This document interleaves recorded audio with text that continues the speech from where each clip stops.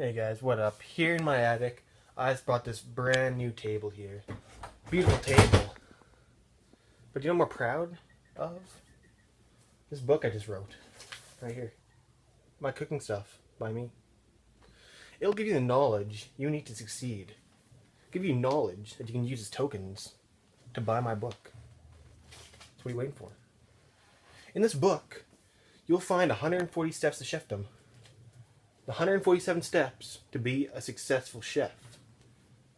You know, I'm going to show you a few right now. I'm a nice guy. You can go buy this right now. Amazon.com. eBay. Your local bookstore. That's what you're waiting for. Go buy it.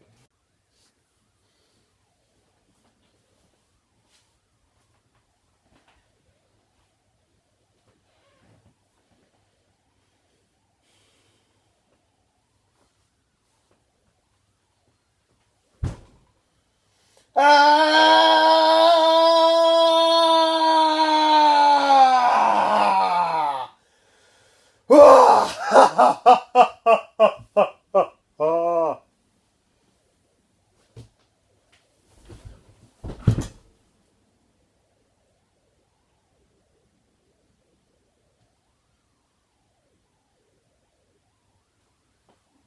First step, you want to make sure buying food. You want to buy food, because buying food is good. Buying food gets you places. Buying food sustains you. When you buy food, you want to make sure it's safe. Make sure it's safe. You got to make sure packages aren't damaged. Look at this one right here. Rust. It's no good. You know, this thing's probably dented. I actually can't feel through the thing, but you know, want to make sure it's safe. This is not a safe can. Who knows what could be inside here? It might not even be fat-free evaporated skim milk. Don't know. I'll get that trash out of here. This is a safe can right here. No rust, no dents. Perfect. Beautiful. Spaghetti sauce. What else you don't make sure is that there's no mold or slime on your fresh food. Canned food's good, but fresh food is better. If you have mold or slime on it, it makes poison. And that poison does not make a very good food. Step 2. Preparation. Make sure to wash your hands. Washing hands is important. Washing hands keeps you free from disease. Washing hands is good. Second, don't be cross-contaminating. It's dangerous. Don't be using that same knife or that same cutting board that you use for everything else. Why cut chicken on here and risk tapeworm, risk salmonella? It can be friendly. But he's expensive to take care of. Have you ever taken care of one of those? Man, doubles your food bill. Triples it maybe. Oh, he's just a miserable guy though. I knew one once. Anyways, thawing food. Blow dryer? How about no dryer? You can't be blow drying your food. You want to unthaw it that way. It may seem like it works, but you put it into the danger zone. Danger zone when bacteria grow. You can't have bacteria just growing all over your food. It's like mold. So you get fungi. And fungi aren't really fun guys when they're inside you. They're dangerous guys. Don't be hanging around them.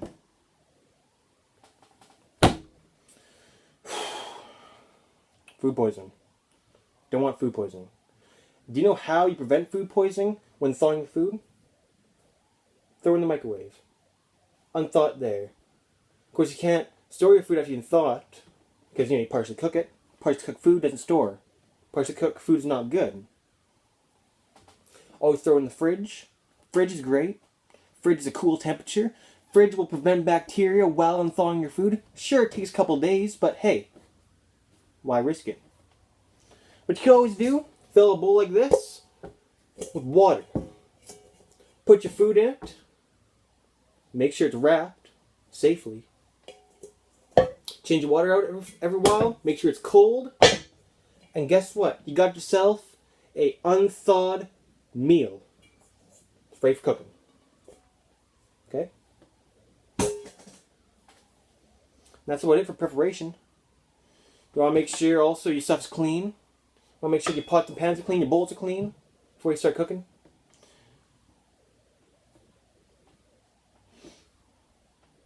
Things grow. They grow. Grow like plants. It can grow like that much. Dangerous. What you can't be doing is letting that grow on your food and your cutlery and your preparation devices. Preparation devices are key to making a good meal. And not clean, guess what? You get sick. Food poisoning. Who wants food poisoning? I don't want food poisoning. It's awful. You're on the toilet all day. If it's not coming out one end, it's coming out the other end. Maybe even a bit of blood. Headaches. Neck pain. Fever. It's not good. You gotta watch yourself around that food poisoning. Those fungi. And that mold. Don't be entering a danger zone if you're not prepared to deal with the consequences.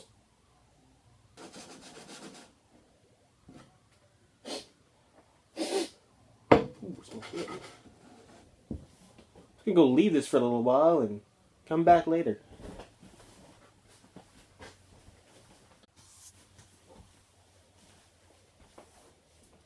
Holy! Whew. That's close. Oh, crisis averted. Off the side right now. Now, if you haven't guessed, we're on to the cooking section. Cooking is the best part of cooking. You get to experience the food, smell the food, taste the food.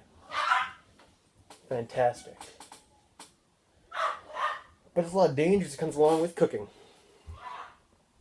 Well, you may ask, how many? Which kind of dangers? I'll tell you a few right now.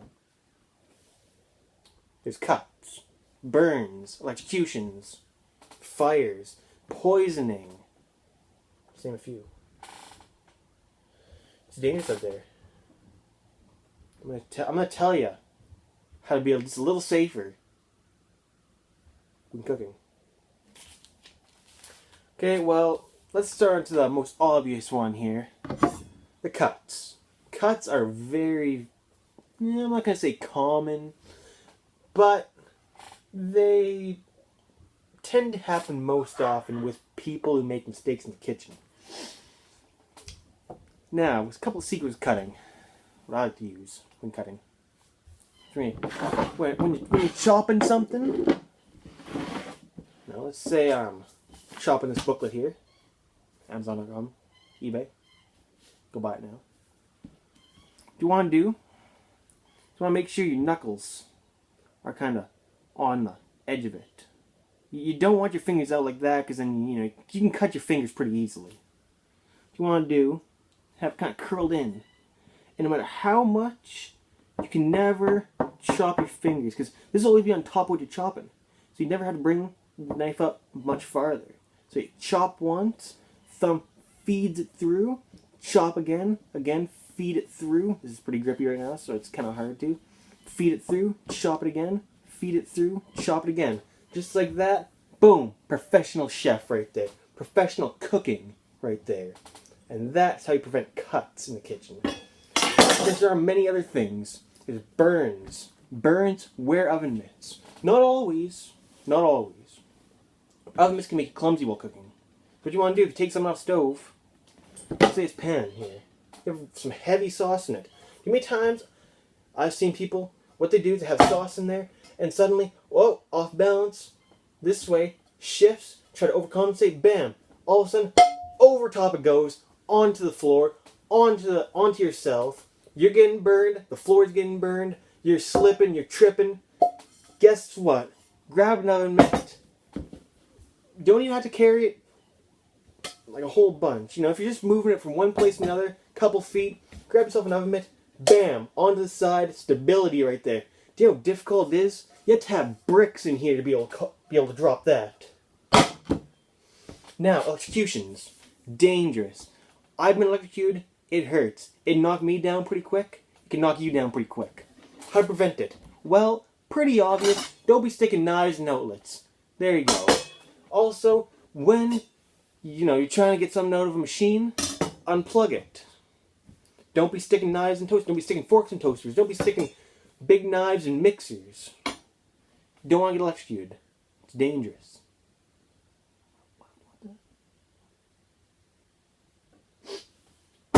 Poisoning. Kind of explained before there. Just make sure you aren't like pouring household chemicals in your food. Try to keep them out of the kitchen as much as possible. Usually the washroom is the best place to have those, unless of course you have some other location like a closet. Make sure they'll reach children too. That's also important. There's other kind of dangers like trips and slipping, and well, these are a little harder to detect. But once you drop some, if you end up spilling something, clean it up right away. Don't be letting it sit there, because first of all, bacteria starting to form in your kitchen. You don't want that. Second of all, someone could trip. Third of all, you could trip. Fourth of all, it could be hot. You could burn yourself. There's so many reasons why you don't want that liquid on the floor. Now, I've seen this one guy, what he did, he spilled a little butter on the floor. Didn't clean it up right away. He was too busy doing something else. Guess what he did? He tripped. He went to go catch himself on a stool. Bam, all the way up his arm was just messed up. Right to his chest. He had a big bruise. Dude looked like he had like 4th degree burns. I don't even know if there is 4th degree, but he looked pretty beat up. Well, there's other like fires, okay? Fires. Don't panic. Not a good thing to do. Same with getting burned. Any of these mistakes, don't panic. Don't just start flailing your arms around and being a madman. That is not a way to respond to situations. You want to be calm. You want to be collected. Burn yourself. It's a little harder not to react and, pull yourself away. But, just small movements can make a huge difference. Because, you have it on the edge of the stove. There's another pot here. You reach over. There's another pot behind you. Bam, you kind of tag yourself. You don't want to flinch this way, knock that pot off, and soon everything's going. Everything is going. Another tip to prevent burns. Right here. Pot handles, pretend this is a stove right here. You want them inward. Because you know why? You hit, bam, they're not going to fall. They might, spill a little, but easily clean up on the stove. Harder clean up on the floor. If they're on here, say bam. Off it goes. Off it goes, onto the floor. Maybe you're burned, your floor's wrecked, maybe you're wrecked, maybe the pan's wrecked, maybe your food's wrecked. You never know what could be wrecked in these situations. I think that's all about cooking.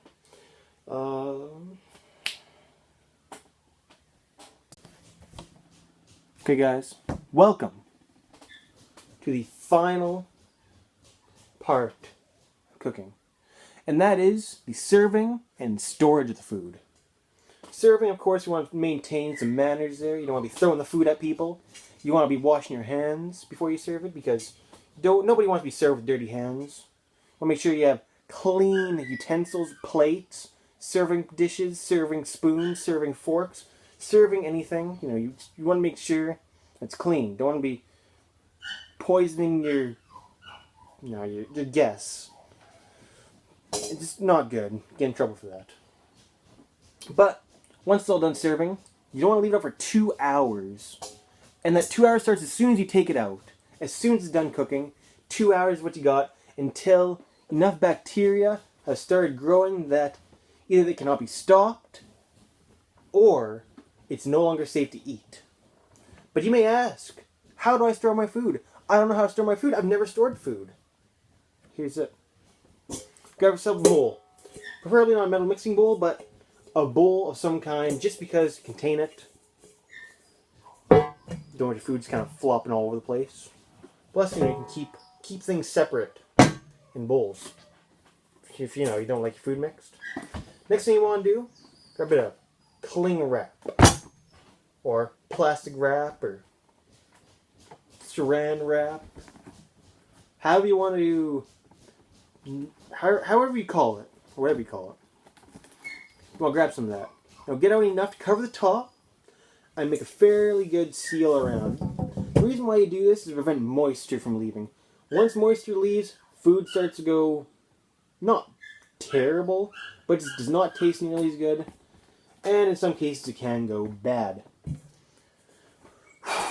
Storage saves you money. But it only saves you money if you do it properly. What you want to do is make sure your fridge is at between 0 and 4 degrees Celsius. Anything lower than that starts freezing the food. Then really, what's the point of a refrigerator? With a freezer, you want -18 to about -9. That's what you want between. Because it'll still freeze food, but won't freeze to the point where water starts sublimating from it. Sublimation. It's when water evaporates without turning to a liquid first. And water sublimates when it gets cold enough. Do you want to know why? Because water expands. When water expands, it just kind of goes. First into a solid, into gas. Proper storage helps prevent that. Won't last forever. But hey, might be able to get a couple weeks, a few months, a year before any of that stuff happens. Certain foods last longer than others. Don't expect a hard-boiled egg to last as long as a thing of canned juice. Concentrate. That ain't gonna happen. Make sure you be checking dates. Make sure you know when that stuff's put in there. Because if it's overdue, bacteria starts growing. And yes, bacteria will grow a lot slower in lower temperatures, but they still will grow. There's no way to prevent total bacteria stalling, or there's no way to prevent bacteria from completely stopping and killing all of it. Unless, of course, you bring it to a temperature way below anything a reasonable appliance can do. Maybe there are a few fridges out there that might be able to get, or freezers that might be able to preserve food. It's kind of like the opposite of cooking it, almost. You get it so cold that everything dies in it. Again, when you go in thaw, things start growing on again, and you can lose a lot of moisture from it. And, well, you just gotta make sure to know when you put it in there. Dry storage. Dry storage is another very important part of storage. You know what it does? Helps you store dry foods, canned foods, like these foods. Cool, dry place to make sure your tins aren't rusting. Because that's important. Rusted tins, contaminated food, botulism. Dangerous stuff. Kill you. Dry foods regularly stay around 25 to 30 degrees. That's kind of where you want to keep them. Because that's kind of where they're packed. And the air inside can expand and contract. Don't be putting these in the stove. Just right now, warning you, do not put them in the stove. They'll explode. Air inside will expand to a point where the can will burst. Same with freezing. You probably don't want to freeze cans because air inside can contract to the point where this starts breaking. And also brittle metal from freezing can make it to a point where these things will start cracking, and you don't want it cracked, and then you don't want to bring it in, and you don't want to eat it afterwards after it's been sitting for however long, because these things can last upwards of years in dry storage, depending on the food and depending on the preservatives put inside of it. And that will all determine when it is safe. Make sure to check dates. All dry food should have dates, unless, of course, you're making it yourself, or there's something else out there that some irresponsible company that's not following rules is not putting dates in their stuff. Or, it rubs off. But just try to keep an approximate date of when you bought stuff. That way, it'll be more likely to be safe. It's more likely to be safe. And there you go. Now you have the basic tips becoming a master chef. Becoming a great chef. Becoming and hitting chefdom. Remember, book, My Cooking Stuff by me. You want to get this. It'll help you. There's more tips in it. I only went through maybe a quarter of them today. Not even. Half of them? Don't know. Buy it.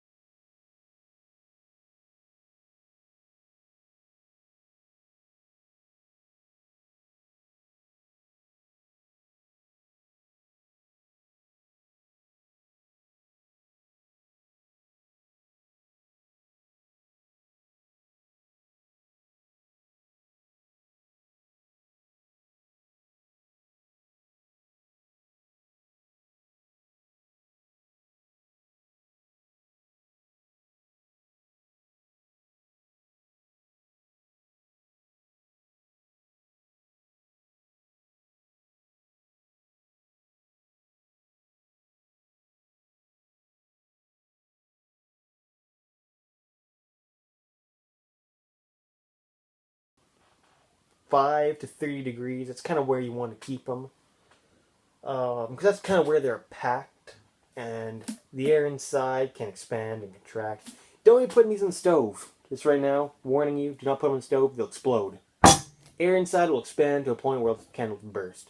Same with freezing. You probably don't want to freeze cans because air inside can contract to the point where this starts breaking.